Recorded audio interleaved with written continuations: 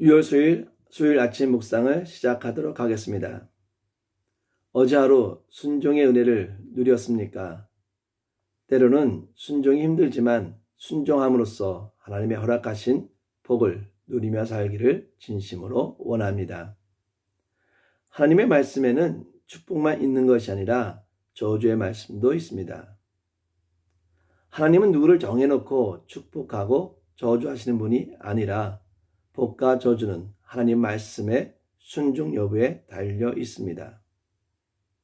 순종하게 되면 복을 받지만 불순종하게 되면 저주를 받는 것입니다. 저주를 피하기 위해서가 아니라 하나님과 동행하기 위해 주의 말씀에 순종하기를 바랍니다. 순종하지 못할 때 어떤 일이 있는지 오늘 말씀을 통해 살펴보도록 하겠습니다. 오늘 우리가 들어야 할 말씀은 신명기 28장 15절에서 14절 말씀입니다.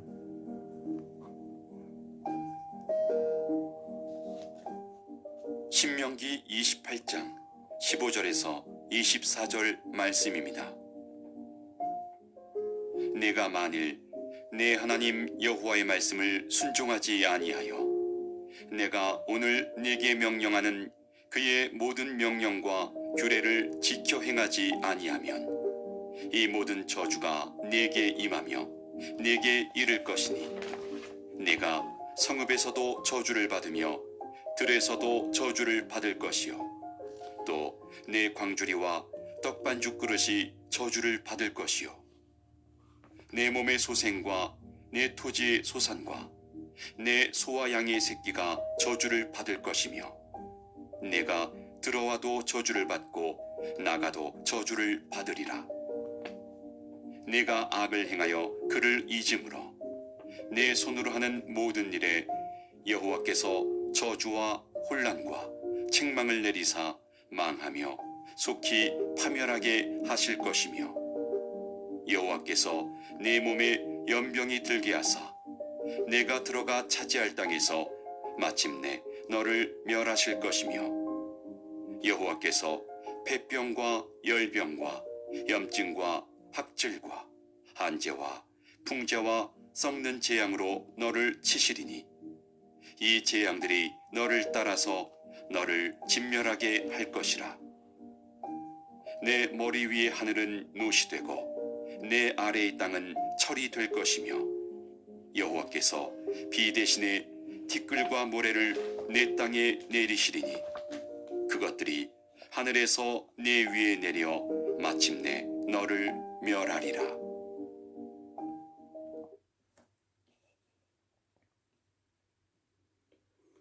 오늘 말씀의 제목은 불순종의 길로 행하면 은혜가 저주로 바뀝니다 입니다. 인생 역전이란 말이 있습니다. 세상 속에서의 인생 역전은 당사자의 노력과 행운이 있어야 한다고 생각을 합니다. 하지만 하나님의 자녀의 인생 역전은 노력과 행운에 있지 않고 하나님의 말씀에 순종했는가 아니면 불순종했는가에 달려 있습니다. 불순종했을 때 인생이 어떻게 달라지는지 살펴보도록 하겠습니다. 15절에서 19절의 말씀의 내용은 불순종에 따른 저주입니다. 본문 말씀은 순종하는 자에게 내릴 하나님의 복을 설명한 후 연이어서 하나님의 말씀에 순종하지 않는 자에게 대한 저주의 말씀을 기록하고 있습니다. 우리는 이러한 하나님이 내리시는 저주의 내용을 통해서 하나님께 대한 불순종이 얼마나 무서운 결과를 가져오는지를 알 수 있습니다. 하나님은 정의의 하나님이십니다. 하나님은 옳고 그름을 판단하시는 하나님이십니다. 옳음에는 칭찬을, 그름에는 책망을 하시는 하나님이십니다. 즉 하나님 말씀에 순종할 때 복이 임하지만 말씀에 불순종하여 잘못된 삶을 살 때는 저주를 받게 되는 것입니다. 말씀을 통해 하나님이 내리시는 저주에 대한 의미와 그 내용을 살펴봄으로써 하나님의 기쁘신 뜻을 깨닫기를 진심으로 바랍니다. 불순종하는 자에게는 순종하는 자와 정반대로 저주를 장소를 가리지 않고 내립니다. 불순종하는 자의 성읍과 들, 곧 가정과 일터에서 저주를 받습니다. 대를 이을 자녀가 끊어지고 농작물과 가축도 저주받아 식탁에서 고기와 우유가 사라집니다. 불순종하는 사람들은 들어와도 나가도 저주를 받게 됩니다. 불순종하는 자가 머무는 곳마다 하나님의 저주가 따릅니다. 순종하는 자와 불순종하는 자의 인생은 정반대가 됩니다. 이렇게 저주의 내용이 기록된 것은 불순종해서는 안 된다는 것을 강조하기 위함입니다. 하나님은 저주를 내리시는 것을 진실로 원치 않습니다. 그러므로 이것은 저주의 방편으로 기록된 것이 아니고 저주를 예방하고자 하는 의도에서 기록된 것입니다. 따라서 성도는 불순종보다는 순종하는 자가 되어야 합니다. 20절에서 24절 말씀은 불순종에 따르는 재앙과 훈련이라는 내용입니다. 불순종이 저주를 불러오는 이유는 하나님의 은혜를 상실했기 때문입니다. 저주란 복에 반된 개념으로서 하나님의 은혜가 끊긴 상태를 이르는 말입니다. 태아가 엄마 뱃속에서 탯줄로 연결되어 있습니다. 이 탯줄로 인해 엄마로부터 모든 공급을 받아 태아가 건강하게 자라나는 것입니다.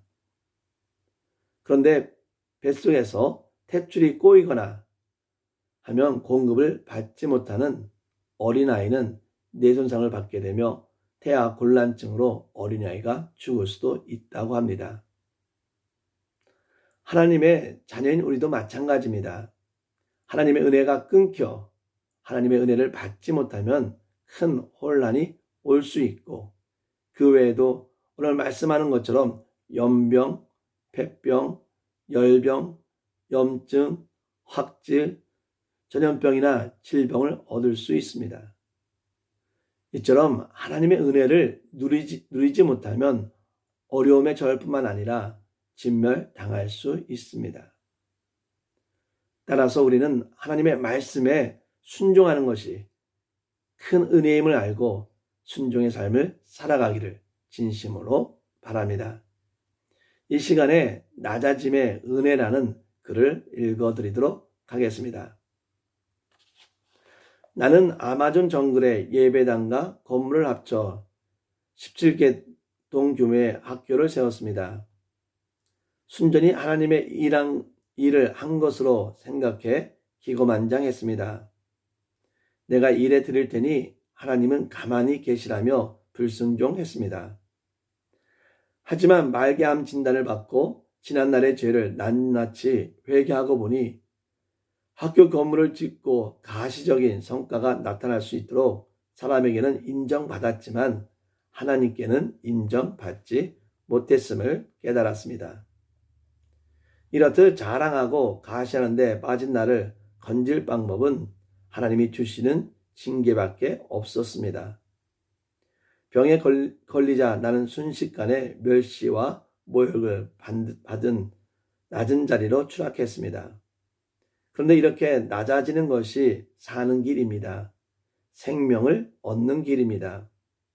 질병의 고통과 사람들의 따가운 시선으로 인해 내가 겸손해지고 온유해지는 것, 이것이 성령의 역사입니다. 돌아보면 하나님이 내게 보상으로 주신 것이 주로 멸시와 천대, 낮아짐이었습니다. 이렇듯 하나님의 방법은 사람의 방법과 다릅니다. 그 지혜로우심이 우리를 향한 사랑이 말로 다할 수 없습니다. 하나님을 아는 사람에게는 모든 것이 하나님의 역사로 이해됩니다. 하나님 앞에서 회개의 눈물을 흘릴 때 빛의 역사가 시작됩니다. 오늘 말씀을 통해 하나님의 자녀로서 불순종한 것은 무엇인가 생각하며 불순종했던 것을 순종으로 바꾸는 삶을 살기를 바랍니다. 오늘 말씀을 통해 하나님의 은혜가 없이는 살아갈 수 없음을 깨닫고 하나님의 은혜를 강구하며 살아가는 삶이 되기를 진심으로 바랍니다. 이 시간 우리 다 같이 기도하겠습니다. 하나님은 우리에게 선을 베푸시며 은혜를 베푸시며 사랑을 베푸시는 하나님인 줄 믿습니다. 우리가 하나님의 은혜를 사모해야 되는데 우리가 인생에 살다 보니 하나님의 은혜를 거부하면서 불순종의 삶을 살 때가 많았음을 고백합니다. 불순종으로 인해 하나님의 은혜가 우리의 신령 가운데 머물 수 없었음을 고백합니다. 저희들의 모습을 용서하여 주시고 우리가 하나님의 은혜를 온전히 받음을 통해서 우리가 하나님의 말씀에 순종하며 나아가게 하여 주시고 이 순종의 삶이 많은 자들에게 영향을 끼칠 수 있도록 인도하여 주시옵소서. 예수님의 이름으로 기도합니다. 아멘.